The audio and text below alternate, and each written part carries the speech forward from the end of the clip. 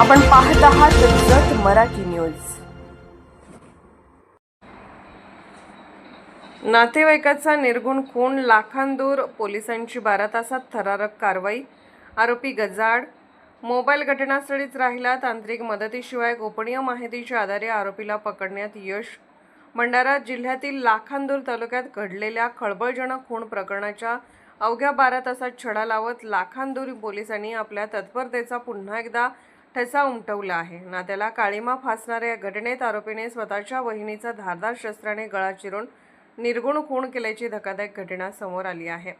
Police सूत्रांकडून मिळालेल्या माहितीनुसार तक्रारदार नाजुका युवराज गणवीर राहणार भागडी यांनी दिनांक 27 एप्रिल रोजी लाखांदूर पोलीस ठाण्यात फिर्याद दिली।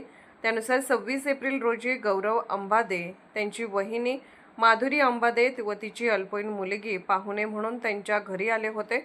रात्री सर्वांनी एकत्र जेवण करून हॉलमध्ये झोप घेतली। मात्र पहाटे सुमारे 3 वाजण्याच्या सुमारास आरोपी गौरव चंद्रभान अंबादे वय 27 राहणार ब्रह्मपुरी याने धारदार शस्त्राने माधुरी अंबादे यांच्या गळ्यावर गंभीर वार करून त्यांचा खून केला।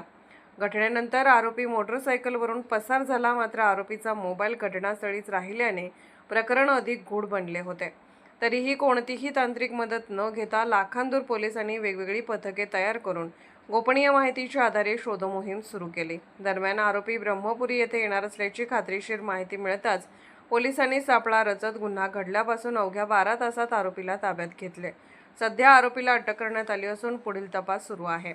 या संपूर्ण कारवाईत पोलीस अधीक्षक नूरुल हसन, अपर पोलीस अधीक्षक निलेश मोरे, उपविभागीय पोलीस अधिकारी मनोज सेडाम यांच्या मार्गदर्शनाखाली पोलीस निरीक्षक सचिन पवार व त्यांच्या पथकाने उल्लेखनीय कामगिरी बजावली आहे। लाखांदूर पोलिसांच्या या धडाकेबाज कारवाईची परिसरात जोरदार चर्चा सुरू आहे।